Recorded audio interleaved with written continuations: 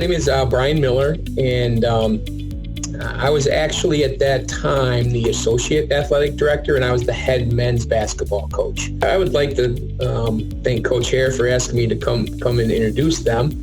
I often think about my time at UVille and some of the folks that were there, besides myself, during this time when this team was really trailblazing into the NCAAs for the first time.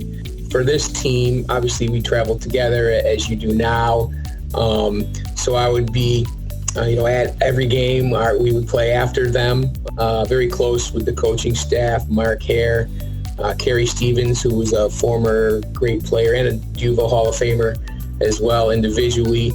So I was actually an athletic director there for a while too, as we were transforming from no affiliation into the NCAA. So as we went through this probationary period and became a full NCAA member, it was a pretty big deal around campus at that time that now we had the ability to win a conference championship and then advance to the NCAA tournament. So this team was very special because it was the very first UVille team to ever advance and play in the NCAA championship. So they made the round of 64 by winning the Northeastern Athletic Conference tournament that year, which we actually hosted in the College Center.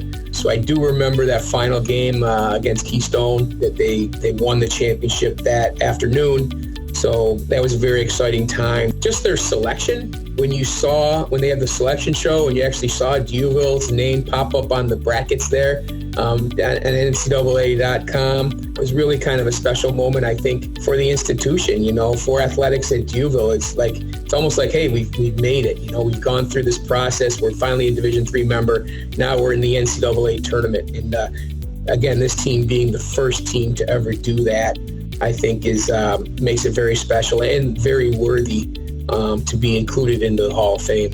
It was fun to see the confidence grow throughout the year. It was fun to see a program that really was building through the previous 4, 5, 6 years to the point that they got to in that season. Very, very good players that really knew their role and really played well together. So it was a really fun team to watch.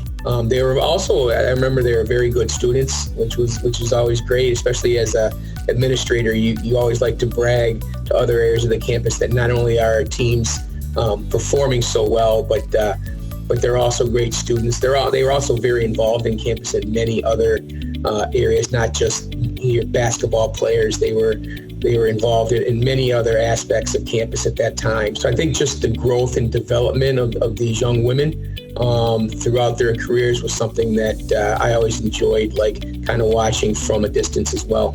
Advice, I would say, for any athlete coming to UVille, research the history of your program, kind of get a feel and an idea of how far the institution has come.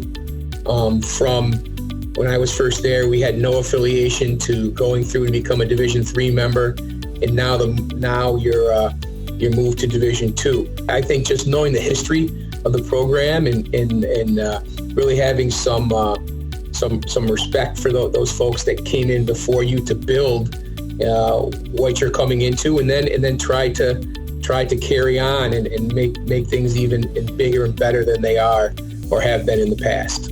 So it's been some time now, right? About 15 years or so since then. So all these women, I'm sure, have moved on and taken their UVille degree and moved into whatever their profession may be now. And some of them, I'm sure, have families. I would think it's an incredible honor to be acknowledged like this and to be inducted in any Hall of Fame. They should be very prideful and proud of what they did. And I think it's even a little bit more special to go in as a group.